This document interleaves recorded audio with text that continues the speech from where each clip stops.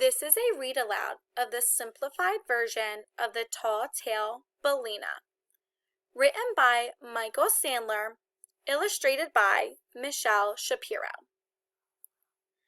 During a summer day, almost 100 years ago, the people of Tampa Bay, Florida, were mighty surprised when a huge whale swam straight up to the shore.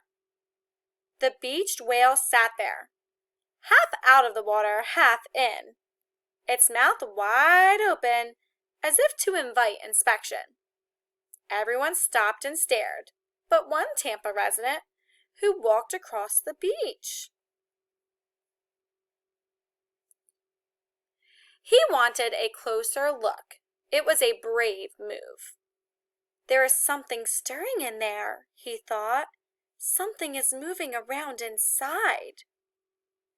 He wasn't mistaken. A human being was on top of the whale's tongue. It was a child, a baby girl with striking blue hair, who was crawling around very much alive. The man reached in, grabbed the girl, and pulled her out. A crowd quickly gathered. They leaned over to inspect the child. People wondered aloud. Where did she come from? Did she fall off a ship? And if so, how could she possibly have survived? Try as they might, no one could come up with an answer. The whale, of course, wasn't talking. In any case, it left as soon as the girl had been pried from its mouth. The mystery was never solved. A family later adopted and named her Balina. She grew up healthy and so strong that her parents were amazed. Once, at a local farm, she lifted a cow. The farmer's jaw dropped open in shock.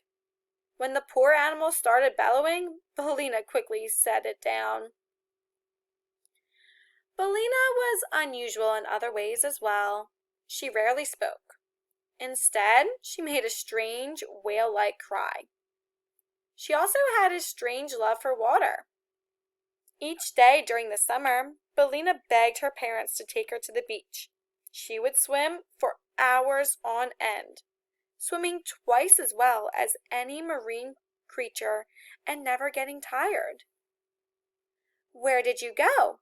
her mother would ask after her hours of swimming. "Around the world," Balina would reply.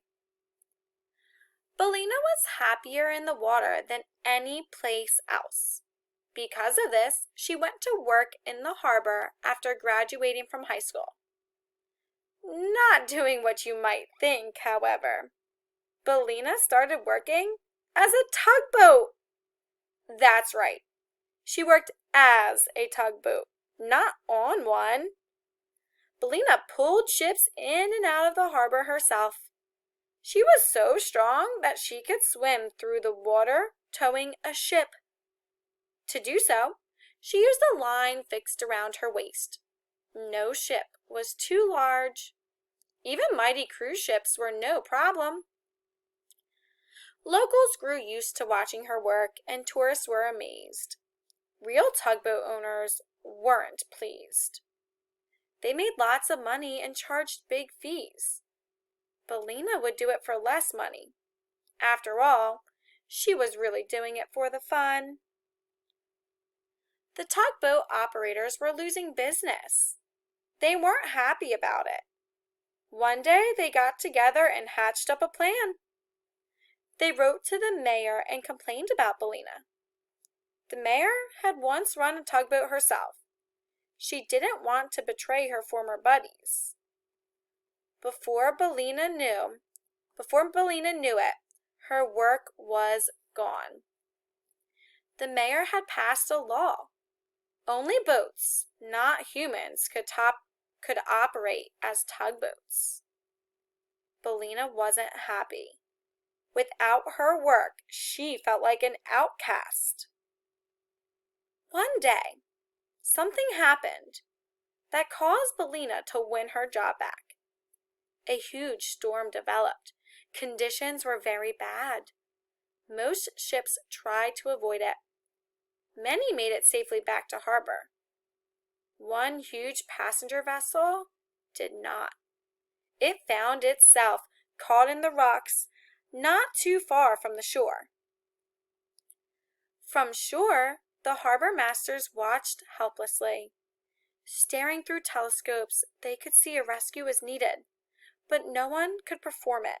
No ship dared to challenge the storm.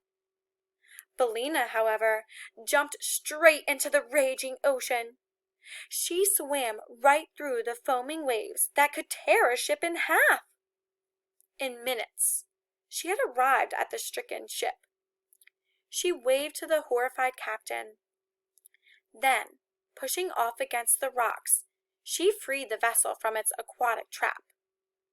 The rocks had torn a gaping hole in the side of the ship.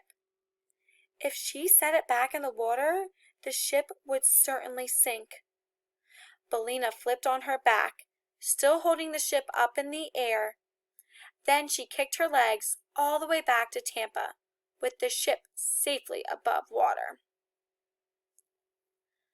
Balina hoisted the ship out of the water into a dry dock. There, passengers streamed off the ship. The captain ran up and hugged Balina. Soon, news of the rescue got around town.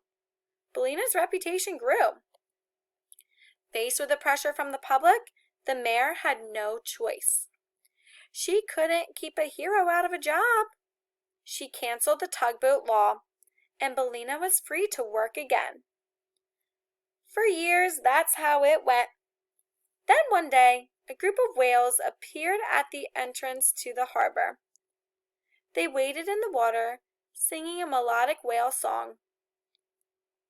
Balina looked at them and dropped her tow rope. She turned to her mother and her father, who were sitting at a table on the pier. They looked up from their newspapers and saw the look in Balina's eyes. They realized they needed to let her go and explore the world with the whales. With that, they blew Balina a kiss as she swam off with the whales.